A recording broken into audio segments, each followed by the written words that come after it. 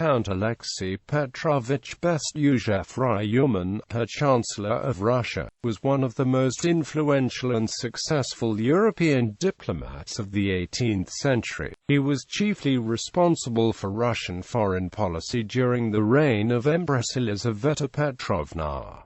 Early life and career. Alexey was born at Moscow to an old noble family of Novgorod descent. His father, Pyotr Bestuzhev-Ryumin, was later to become the Russian ambassador to the Duchy of Courland. Educated abroad with his elder brother Mikhail at Copenhagen and Berlin, Alexey especially distinguished himself in languages and the applied sciences. In 1712, Peter the Great attached Bestuzhev to Prince Kurakin at the Utrecht Congress, that he might learn diplomacy, and for the same reason permitted him in 1713 to enter the service of the Elector of Hanover. The Elector, who became King George I of Great Britain, took him to London in 1714, and sent him to St. Petersburg as his accredited minister with a notification of his accession. Bestuzhev then returned to England, where he remained 4 years. This period laid the necessary groundwork for his brilliant diplomatic career. Bestuzhev curiously illustrated his passion for intrigue in a letter to the Tsarevich Alexey Petrovich at Vienna, assuring his future sovereign of his devotion, and representing his sojourn in England as the deliberate seclusion of his zealous but powerless well-wisher. This extraordinary indiscretion might well have cost him his life, but the Tsarevich destroyed the letter. On his return to Russia, Bestuzhev served for 2 years without any salary as chief gentleman of the bedchamber at the court of Anne of Courland. In 1721, he succeeded Vasily Dolgorukov as Russian minister at Copenhagen. Copenhagen at the time formed a nexus of diplomatic intrigue, for George I of Great Britain had the aim of arming the northern powers against Peter the Great, and Bestuzhev received the commission to counteract this. On the occasion of the Peace of Neustadt, which terminated the Great Northern War's 21 years of struggle between Russia and Sweden, Bestuzhev designed and had minted a commemorative medal with a panegyrical Latin inscription, which so delighted Peter that he sent a letter of thanks written in his own hand along with his portrait. The sudden death of Peter the Great seriously injured Bestuzhev's prospects. For more than 10 years he remained at Copenhagen, looking vainly towards Russia as a sort of promised land from which he was excluded by enemies or rivals. He rendered some important services, however, to the Empress Anne, who decorated him and made him a privy councillor. He also won the favour of Ernst von Biron, and on the tragic fall of Artemy Petrovich Volinsky in 1739, Bestuzhev returned to Russia to take Volinsky's place in the council. He assisted Biron to obtain the regency in the last days of the Empress Anne, but when his patron fell 3 weeks later, his own position became precarious. Her Chancellor of the Russian Empire. Bestuzhev's chance came when the Empress Elizabeth, immediately after her accession, summoned him back to court and appointed him vice-chancellor. For the next 20 years, during a period of exceptional difficulty, Bestuzhev practically controlled the foreign policy of Russia. At this time, Bestuzhev judged France the natural enemy of Russia. The interests of the two states in Turkey, Poland and Sweden were diametrically opposed, and Bestuzhev considered that Russia needed to fear the intrigues of France in these 3 countries, all of which bordered it. The enemies of France thus necessarily became the friends of Russia, and her friends were conversely viewed as Russia's enemies. Consequently, Great Britain and Austria became Russia's natural allies, while the aggressive and energetic King Frederick II of Prussia, then engaged in the War of the Austrian Succession of 1740 to 1748, presented a danger to guard against. Bestuzhev therefore adopted the policy of bringing about a quadruple alliance between Russia, Austria, Great Britain and Saxony, to counteract the Franco-Prussian League. However, he stood on dangerous ground. The Empress Elizabeth herself had an aversion to an alliance with Great Britain and with Austria, whose representatives had striven to prevent her accession. Many of her personal friends, in the pay of France and Prussia, took part in innumerable conspiracies to overthrow Bestuzhev. Despite these hindrances, Bestuzhev, aided by his elder brother Mikhail, implemented his policy step by step. Russia and Sweden had commenced hostilities in 1741.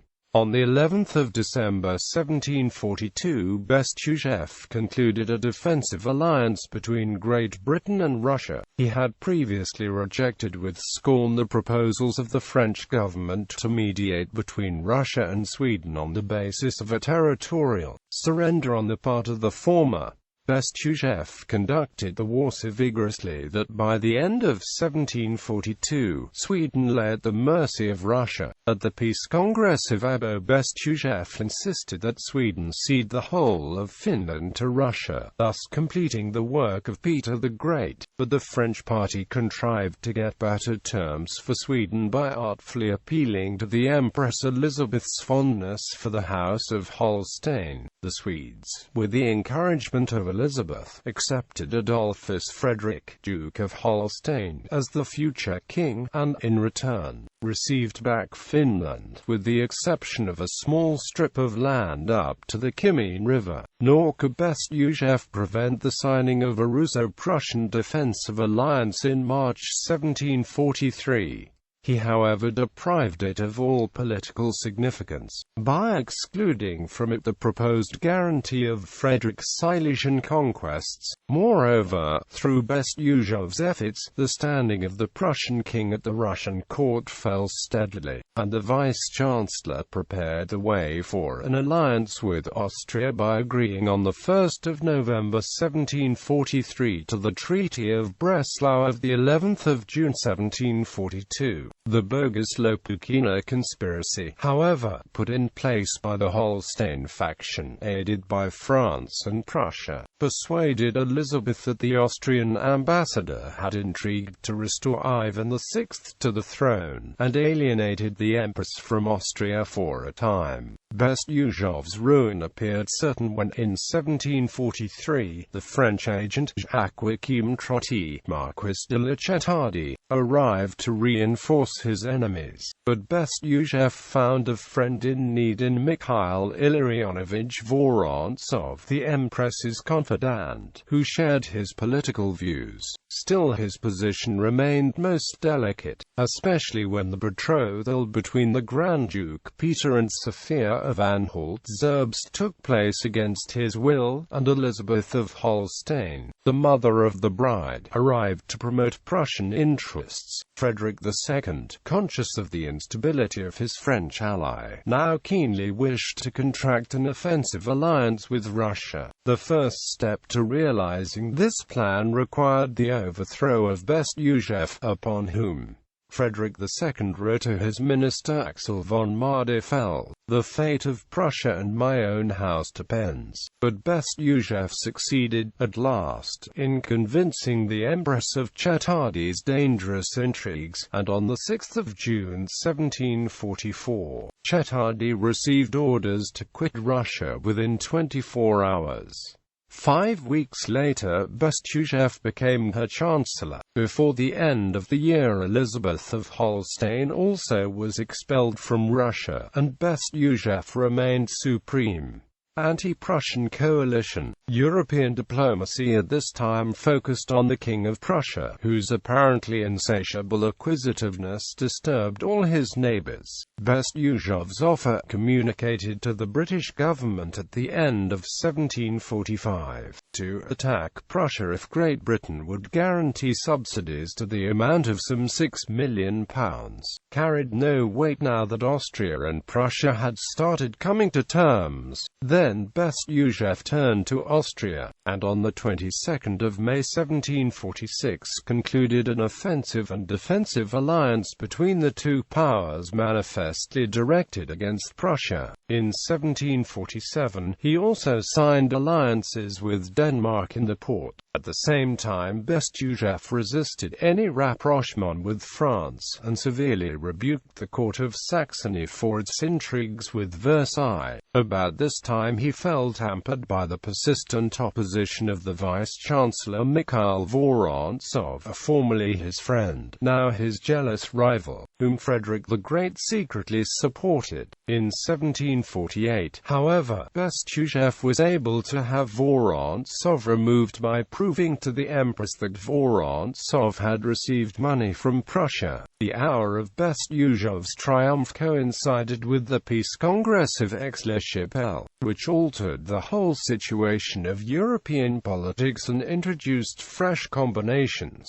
the breaking away of Prussia from France and a rapprochement between England and Prussia, with the inevitable corollary of an alliance between France and the enemies of Prussia. Bestuzhev's strong political prejudices at first prevented him from properly recognizing this change. Passion had always been too large an ingredient in his diplomacy. His Anglomania also misled him. His enemies, headed by his elder brother Mikhail and the Vice-Chancellor Vorontsov, powerless while his diplomacy seemed faultless, quickly took advantage of his mistakes. When the Anglo-Prussian and Franco-Austrian alliances were formed in the first half of 1756, Vorontsov advocated the accession of Russia to the latter league, whereas Bestuzhev insisted on a treaty with Great Britain. But his influence had started to wane. The totally unexpected Anglo-Prussian alliance had justified the arguments of his enemies that England seemed impossible to deal with, while his hatred of France prevented him from adopting the only alternative of an alliance with her. To counter the covert intrigues against him, Bestuzhev now proposed the erection of a council of ministers to settle all important affairs,